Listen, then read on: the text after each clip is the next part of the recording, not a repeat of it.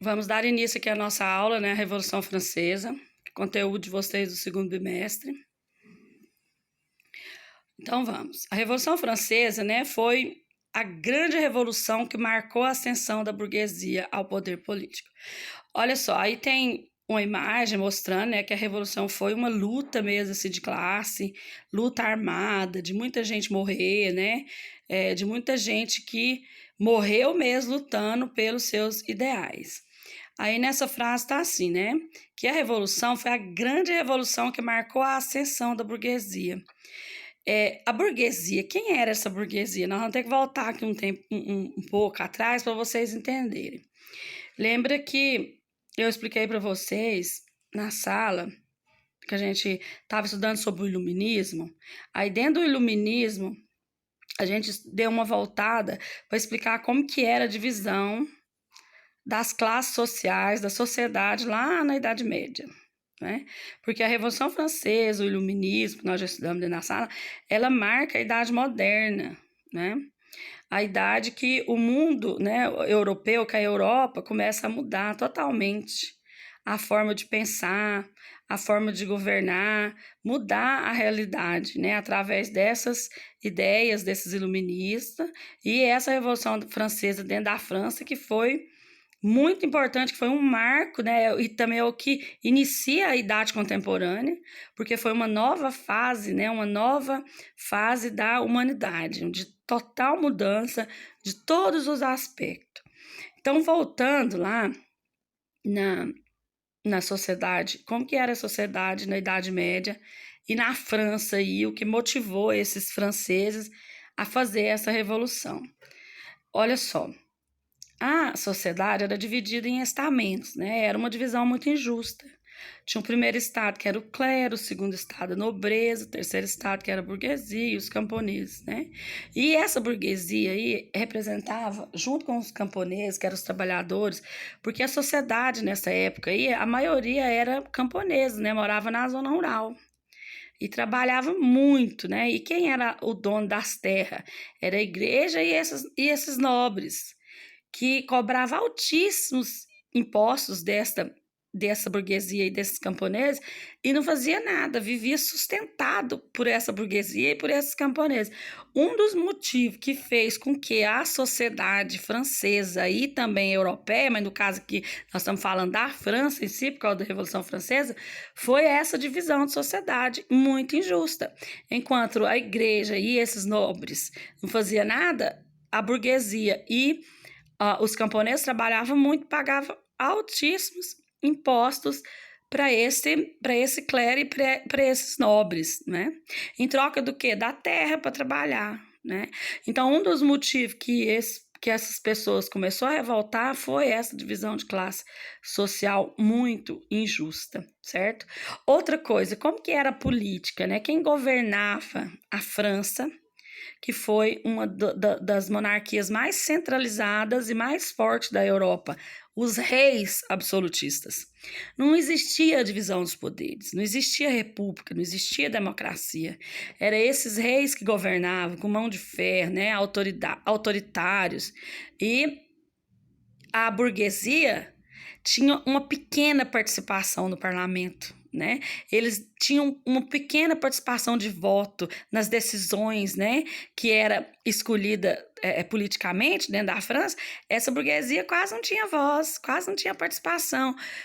Alguns séculos antes eles não tinham nada, depois com muita luta foi conseguindo alguma participação muito pequena dentro do parlamento, né, na política. Mas uma das coisas que essa burguesia queria era ter mais participação na política. Porque quem realmente tinha dinheiro nessa época aí, no século, nós estamos falando de século XV, XVI, XVII, e no século XVIII que começa o Iluminismo, que começa a Revolução Francesa. No início do século XV, XVI, essa burguesia não tinha nenhuma participação.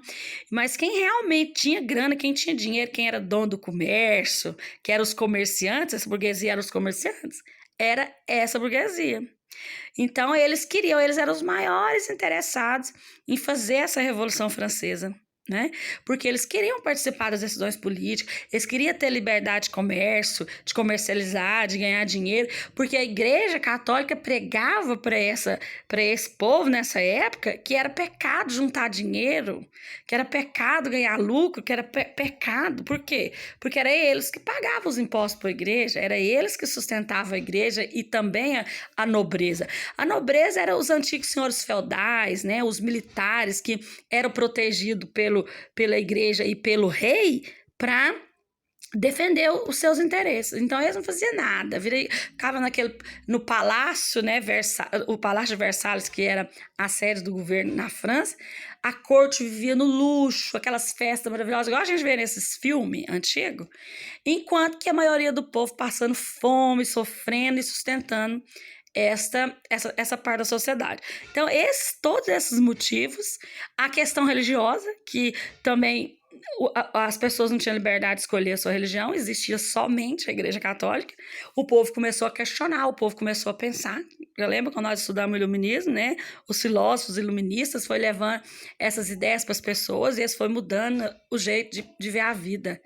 Então começou a questionar, e assim começou essa Revolução Francesa. Vamos mudar, vamos tirar esse rei do poder, vamos proclamar a república. Ninguém aguenta mais viver nessa opressão. O que é a república? Vamos ver aqui para frente. A França em crise. Em 1789, já quase no final do século XVIII, a França atravessava uma grave crise econômica, né? A maioria das pessoas passando fome, já falei aqui com vocês, né? E esses efeitos negativos caíam em cima de quem? Do povo. Povo que tinha que pagar mais imposto ainda, né? Enquanto a família real vivia, né, na corte, naquela só com luxo, né, no Palácio de Versalhes, que era a sede do governo, e o povão passando fome e pagando imposto. Então, essa crise foi que desencadeou essa grande revolução. Qual que era o lema desses revolucionários? Liberdade, igualdade e fraternidade, porque a sociedade não tinha isso, né? A França não tinha isso, porque a França, igual eu falei para vocês, a Europa inteira era governada por reis absolutistas, só que a França era uma das mais centralizadas, era uma das mais fortes, né? Por exemplo, por que a Inglaterra ela se desenvolveu muito mais rápido e ela foi a pioneira na Revolução Industrial? Porque eles conseguiram mudar essa situação lá na Inglaterra muito primeiro que a França, a tirar o poder do rei. Não acabou o rei, né? Virou a monarquia parlamentar.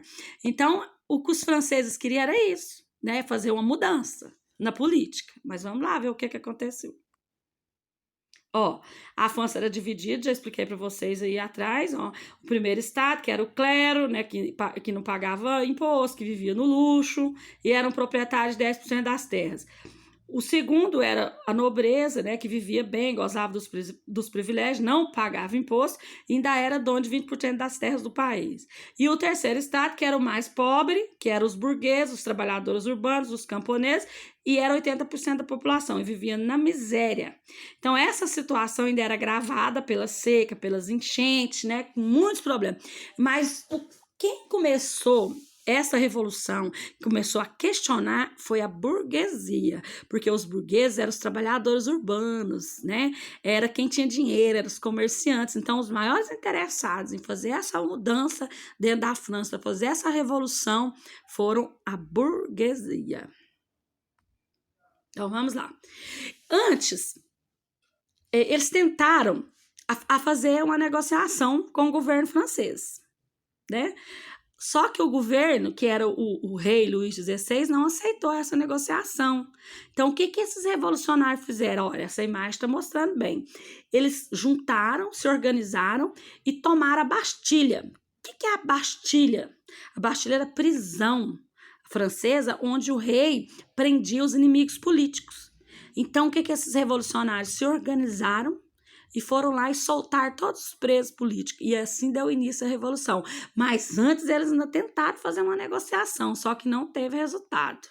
Olha só, é isso aí, convocação dos Estados Gerais, que eu acabei de falar. Né? Em 1788, a França enfrentou uma longa seca, né, que intensificou ainda mais, né, os ataques, né, ao governo, né, à burguesia contra o governo por causa dessas dificuldades, né? Então, o que o rei fez? O Luís XVI nomeou os ministros, né, para ver se amenizava a situação, mas não conseguiu. Então, ele convocou uma Assembleia Geral, né, no dia 5 de maio, e reunido no Palácio de Versalhes, que era a sede do governo, né? E esses representantes dos 3 estados, que era clero, nobreza e burguesia, logo entraram em conflito. Por quê? Porque o terceiro estado sempre era o mais prejudicado, que era a burguesia e o restante do povão, né? Então, o que o terceiro estado reivindicava? O voto, né, por cabeça, porque de outra forma ele estaria sempre em desvantagem, porque sempre tinha minoria de voto das tomadas de decisões, né? Então vamos lá. Então todas essas tentativas de organizar, de ver se o rei melhorasse a situação desse povo que sofria tanto, ainda teve essa negociação, só que não obteve sucesso. Né? Então, no mês de junho, o terceiro estado, contra a vontade do Luís XVI, se proclamou Assembleia Nacional, que mais tarde se tornou Assembleia Nacional Constituinte, com o objetivo de elaborar uma nova Constituição. Então, o que eles começaram a fazer? Arquitetar uma nova Constituição, ou quer dizer, uma nova lei, né, para o país. Né? A Assembleia decretou leis, aprovou a Declaração dos Direitos do Homem e do Cidadão, proclamando que os homens seriam livres e iguais, que é o que não existia, era igualdade. Com isso, o rei não queria perder um pouco do seu poder. É lógico que ele não queria perder. Então, ele não aceitou essas negociações, né? Então, o povo se revoltou ainda mais, invadiu o Palácio de Versalhes e obrigou o rei a sair do local. E a Assembleia votou a Constituição Civil do Clero em 1970, né? E em 1991 foi promulgada uma nova Constituição, que estabelecia como forma de governo a monarquia constitucional e liberal. Ficou decidida, então, a divisão dos poderes, né? Então, o que essa burguesia conseguiu fazer? Conseguiu tirar o rei, né, e estabelecer uma nova forma de governo, não é isso? Então, teve a divisão dos poderes, né? O rei no legislativo, o executivo, quer dizer, exercido pelo rei, o legislativo pela Assembleia Judiciária, né, que é os juízes eleitos, né? E em 1791 o rei jurou respeitar essa nova Constituição. Ele jurou que ele ia respeitar, que não ia entrar no meio, que a decisão estava feita e pronto. Mas olha só, então ele não obedeceu, então o rei, nessa época, ele fez de conta que ele ia aceitar essas novas decisões da Assembleia, né, desses políticos da época, só que aí no final ele foi acusado de ter traído a Revolução. Então, o que aconteceu? A família real foi presa, a Assembleia, que era os políticos, os parlamentares, né, que era constituído por todos esses 3 estados, depois o rei elegeu uma convenção nacional, né, eleita pelo voto universal masculino, quer dizer, só votavam os homens, né, e quem tinha dinheiro, e não era, e principalmente a igreja e o clero, a burguesia tinha uma mínima participação. Aí no dia 22 de setembro foi proclamada a República na França, os burgueses, então a burguesia consegue, né, entrar no poder, ter mais voto de decisão, derrubar o absolutismo na França, né, isso aí já no final do século XVIII, e proclamar uma república, ou seja, a França deixa de ser uma monarquia comandada por rei e passa a ser uma república. Inclusive, a França é até hoje uma república, ela é governada por um presidente, assim como aqui no Brasil, só que lá é um pouco diferente, né, as eleições, né, lá deles é um pouco diferente das nossas, da nossa aqui no Brasil, mas é também uma democracia, é uma república e é governada por um presidente da república.